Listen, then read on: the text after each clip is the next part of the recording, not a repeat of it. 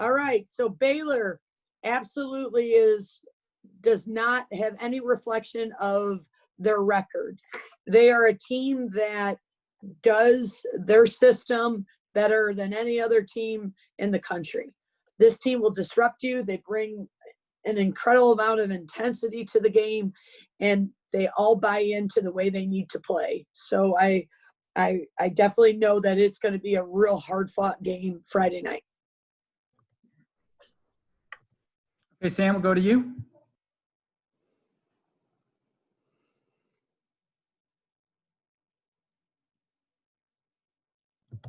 Sam, can you hear us? Yes. Can you hear me? Yes, go ahead. Yeah, okay. Hey, Coach, how are you? I'm like you, Sam. We got problems, technology. I know. You would think we'd be better at 8 months in or whatever. But Steph has obviously been one of the key pieces in your offense, not only facilitating but scoring, obviously, as we saw last weekend. What does her experience, what kind of value does her experience bring to your squad so far? So if you're a recruit right now, Sam, I'm talking to you about development.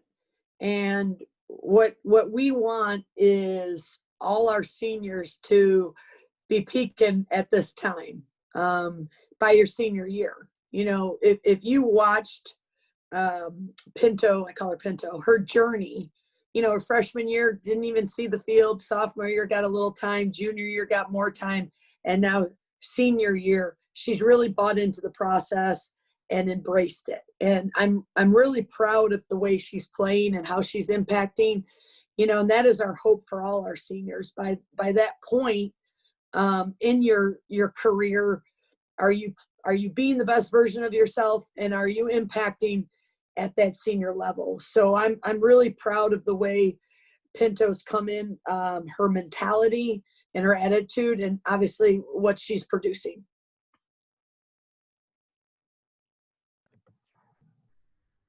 Next question is from Charles Montgomery. Go ahead.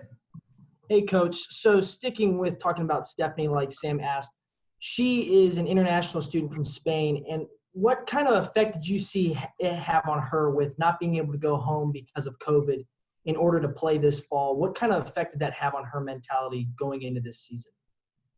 She knew going home, it wasn't, especially Spain was hit hard. So, you know, she knew that being in West Virginia was definitely her safest choice. But just because that was her safest choice didn't mean it was the easiest choice. And it's always hard on us when we're not around family. We're in a different country and you don't know how your family's doing because you're not with them. So the sacrifice that Steffi did was incredible. It wasn't easy. I know it's hard on her that she wasn't able to spend that time at home. You know, our international kids usually get a good, 2 to 3 weeks at home, and Steffi didn't get that. And I'm just so proud that sacrifice and that worry has paid off for her, because making decisions like that are always hard. Okay, back to Sam. Go ahead. Can you hear me now this time, Coach? All right. So obviously looking at your left shoulder, you are generally focused on the postseason. But you guys have hung around the top 10 in the national rankings for most of this season. How much stock do you put into that? Especially this year, there are only 15 spots. How much stock do you put into that? Do you really pay attention to it at all? I mean, it's important. We're always hunting for number one, and we are always hunting consistency. So for other colleagues to feel and to vote, we've earned something. So I always put some value into that there are colleagues and other people telling us that we've earned a vote. So we've earned something. Now, what's important is this strange COVID year. We do want to win championships. We don't know what's going to happen necessarily with the Big 12 championship, if it's going to happen this fall or it's going to happen this spring. But what we do know is we want to put ourselves in position to either win the conference and or this spring get 17 17 bids.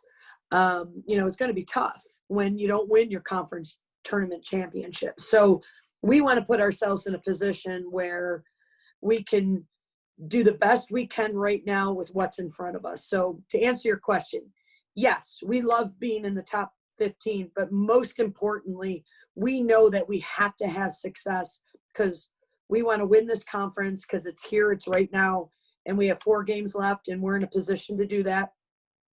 And then hopefully that will carry over if we don't win the conference playoff, that we're in a position to get an automatic bid. Okay, Nick, we'll go back to you.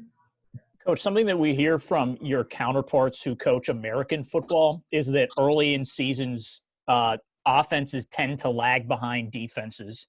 Is that something that you've seen be a trend either for your team or for other teams that you've faced in the Big 12?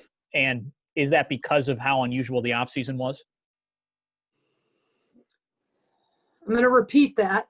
I have to process that. So in American football, you say that their attack or their offense is a little bit behind than their defense. Yeah, that's what coaches will tell you at the beginning of the season. And the reason I ask is because Baylor is a team that kind of, seems to resemble that trend. Yeah. I mean, absolutely. Us coaches are trying to figure out the identity of our teams and the attack and understanding how to attack. And we know it's a low scoring game is always complicated in our sport. Now, losing the spring and not being able to develop, we're developing and trying to find our identity as we go. So I do believe that point. I also believe there's a rhythm, there is a tempo to it, and then there's a chemistry to everything. And like you said, American football, quarterbacks will figure out their best receivers or their best routes and all those things or routes. So I do think there's something to be said. And I do believe that's what Baylor's doing, as, all my counterparts are doing. Hi, Carly, go ahead. Hey, Coach, you kind of alluded to it with Sam's question, but only 4 more games left of this fall season. So this coming to an end, but it's really just the beginning. Does it feel like the end or the beginning, or we don't know? I don't know what it feels like. What it feels like to me is I'm developing my team. Like I finally had this opportunity to learn lessons well, where we haven't been successful, but also to see where we are successful. So for me, it's kind of finally having a better understanding of this team and embracing this journey. I didn't get one this spring. And then we kind of got thrown into this weird COVID pod training, and then we kind of got to train as a team, and now we're kind of we are together. So it's a very complicated feeling I have, to be honest with you. I probably feel like I'm more in the middle of everything than at the end, where I am. The fact is I'm at the end. The reality is I feel like I'm somewhere in the middle. So I just have to keep incorporating that we these next 4 are so important for the end. Okay, Katie, you're next. Go ahead. Hey, Coach. I just wanted to talk about Stephanie Ferrer-Van Ginkel. What's impressed you about her play? Her mentality, her speed of play. When she steps on the field, she knows her job and she's confident in her role, that she isn't afraid to take risks, but she's also very aware that she has to play on both sides of the ball. Go ahead, Kevin. Hey, Coach, going back to your previous answer, have you shared things that you've learned through this process with other coaches, either, the ones that are in the same season as you, as y'all talk about it, or the coaches of the sports that are upcoming? Yeah, we share all the time. I know even Coach Neil Brown, the real Brown, and we've talked and collaborated on a few things, and I'll call him up and be like, what's your sense?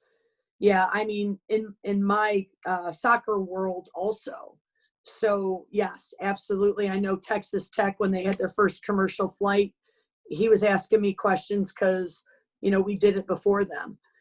There's been such great camaraderie and collaboration in this COVID. It's been so incredibly impressive. And, I'm talking to coaches in the ACC, I'm talking to coaches in the SEC, and we all just want every team to be at their best and safest. Any other questions for Coach today? Go ahead, Sam. Sorry, Coach. I wanted to sneak one more in. You mentioned, the possibility of a postseason happening in the spring.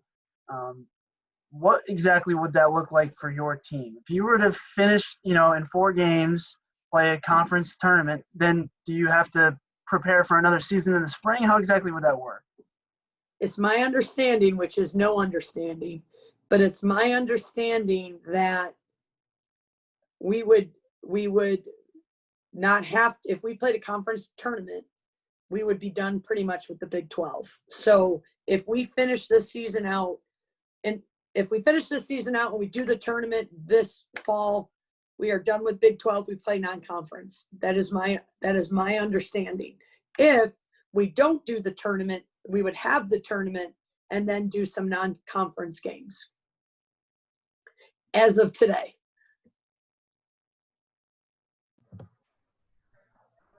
Okay, Coach. Thank you for the time. Really appreciate it. Thanks, everyone. Appreciate everyone on this call. Thanks, guys.